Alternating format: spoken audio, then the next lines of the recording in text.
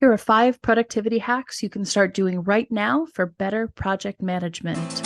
Hey there, I'm Jillian Kendrick, and welcome to the Momentum Marketing Podcast. I'm a mama, a wife, an entrepreneur, and a 3-time best-selling co-author. In each episode, you'll get real-world practical advice and strategies, and maybe a parenting tip or two along the way. If you're ready to create a business that supports your family and your lifestyle, then you're in the right place.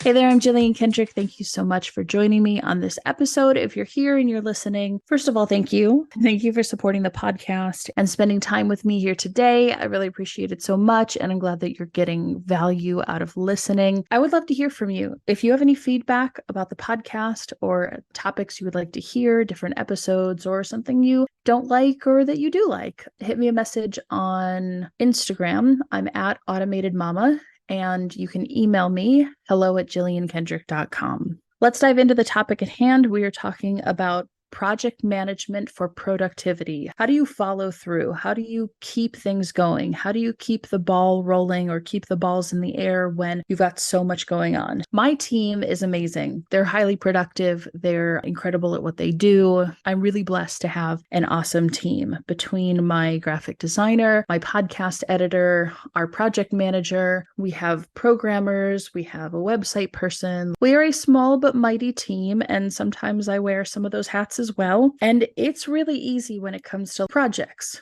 client work, client communication, internal communication among me and, my contractors. I don't have employees, I have contractors. It's very easy to put the ball in somebody else's court and then say, okay, well, they're going to deal with it. I don't have to worry about that right now. I'm going to go think about the 10 other things that I have to take care of. But where that leads to often is when you put the ball in somebody else's court and then you say, okay, it's on them, I'm going to forget about it. You're dropping your end of the deal, your side of the responsibility that you need to own in order to follow through, or in order to get a project done, or in order to follow up, or in order to be productive and complete things. My team and I recently went through talking about our follow through, talking about how do we keep those balls in the air? How do we keep tabs on things that we communicated with the client, but we're waiting for feedback, or we're waiting for them to get back to us with a list, or we're waiting for another team member to share something with us or to get us a document or whatever. It's super easy to just make your request or send your email or put out your instant message and then wait for the other person to respond. Well, just like you are super busy or your team is super busy, so is the person on the other end. And they might not necessarily know that you have abdicated the responsibility of the progress of the line of communication or the project or whatever you're waiting on them to get. So what's important is making sure that you're following through, making sure that you are owning your side of the responsibility of getting that thing done. And here are 5 ways that you can implement right now to do that. First of all, you need a project management system. Period. As much as I love taking notes, and you will hear me talk on this podcast or even in some of my courses about physically writing things down and the power of actually writing them down. And I love that. And I have notebooks and notepads and stuff that I keep as well, but they need to be organized in a way that makes sense when it comes to your productivity. And notebooks and notepads and sticky notes and stuff like that just don't cut it. So you need to have some kind of a project management tool. Whether you are just starting out with project management, whether you want to keep tabs on your own productivity, whether you have a team, whether you have 1 VA or 0, whether you're wearing all the hats or other people are, it doesn't matter. You need to have a place where all of that is managed and organized. And a project management tool is the best way to do that. You can use ones like Trello is free or has a free version. There's Monday.com. There's Teamwork. There's Asana, Assembla. There's 17 dozen different project management tools that you can use. I really don't care which one you pick.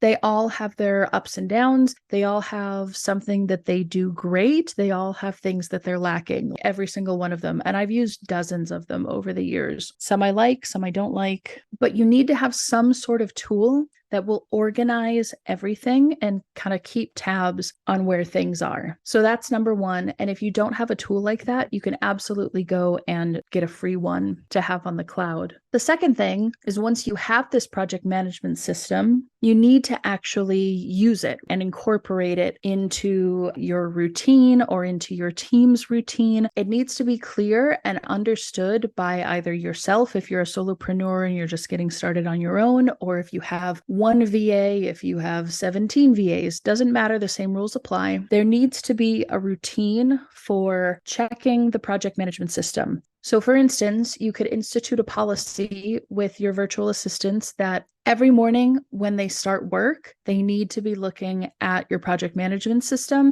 to check what things are waiting, what things are outstanding, what they're waiting on somebody else for. Can they be communicating that better? What new tasks have come in since they stopped working? And is there any new information that they have that they can use to keep the ball rolling with the projects that they have? There needs to be a routine. And so definitely start of the day is a good time to implement a routine. Before people log out of work for the day, they need to check the system. But honestly, in my opinion, I don't think that's good, because then if something comes in, then there's potential for your team to spend the entire evening worrying about that new project or that new task. And, oh, I have to hit it first thing in the morning, and oh, I need to get that done, and oh, how am I going to get that done, and who do I need to talk to? And don't ruin their night. None of this is life and death. Nobody's going to bleed because an email didn't get sent out or because somebody didn't follow up for a single day. It'll be okay, I promise. So I don't really like the end of the day policy, but I think early morning, first thing in the morning, and then like a midday check is really, really good. Another good policy to have, and this would be the third thing, is notifications, whether it's desktop notifications, email notifications, when someone gets a task assigned to them, or when a task is updated, or when a task is completed. Notifications are huge, and they give you the ability to communicate effectively within your team and with your clients, or for specific roles within the organization. Make sure that those notifications are turned on so that when something happens, when a project is updated, when a project is assigned, that person can then take action and doesn't need to be constantly checking and refreshing your project management system to make sure that they aren't missing out on stuff. Fourth would be to get some kind of a communication tool. I said instant message, and I'm probably just dating myself by saying that, because we actually use Slack. We love Slack. I've used Slack for years and years and years. I have turned our clients on, all of our clients on to using Slack as well. And I really love it. I'm a big fan of Slack, not only because it integrates with other systems, which is awesome, but because just like an instant messenger or a Microsoft Teams or something else to that effect, I think Teamwork actually also has some kind of like an internal chat feature.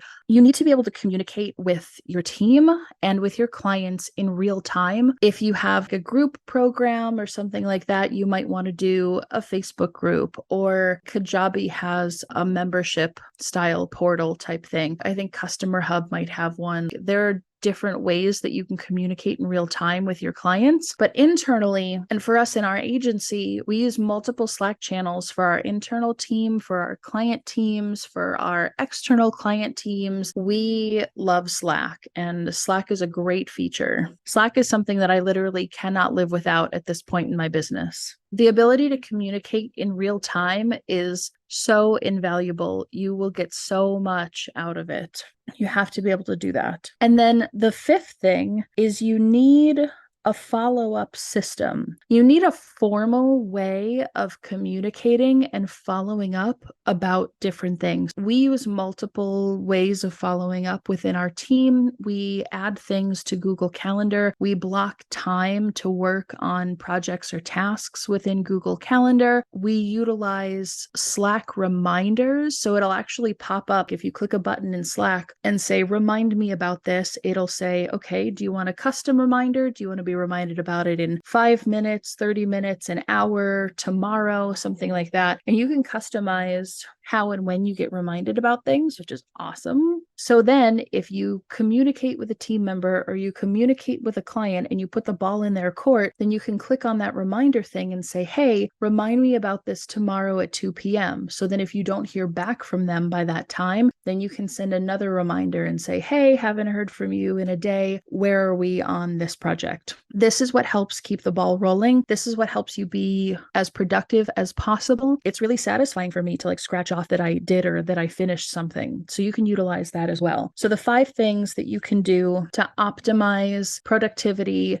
with your project management and follow through that you can do right now is set up a project management tool, create a project management task review routine. Make sure notifications are set up, have a way to communicate or chat with your team or your clients in real time, and then create a formal system to follow up with them until the thing is done. I hope that was helpful, and I'll see you in the next episode. Have a great day, guys. Thanks so much for joining me on this episode of the Momentum Marketing Podcast. If listening to this has brought you value, improved your life, or given you insight on how you can build your own momentum, then please share this with a friend. And if you're ready to grow your business on autopilot, then I want to help you get there easier and faster with a free copy of my Entrepreneur Survival Kit. Just leave a review of this podcast wherever you're listening right now. Hopefully it's a 5-star review and you love it. Then screenshot the review and email the screenshot to hello@JillianKendrick.com. Once we confirm the review, we'll send you a copy of the survival kit totally free. Thank you so much for joining me, and I'll see you on the next episode. All content is written and recorded by Jillian Kendrick. Copyright 2023, all rights reserved.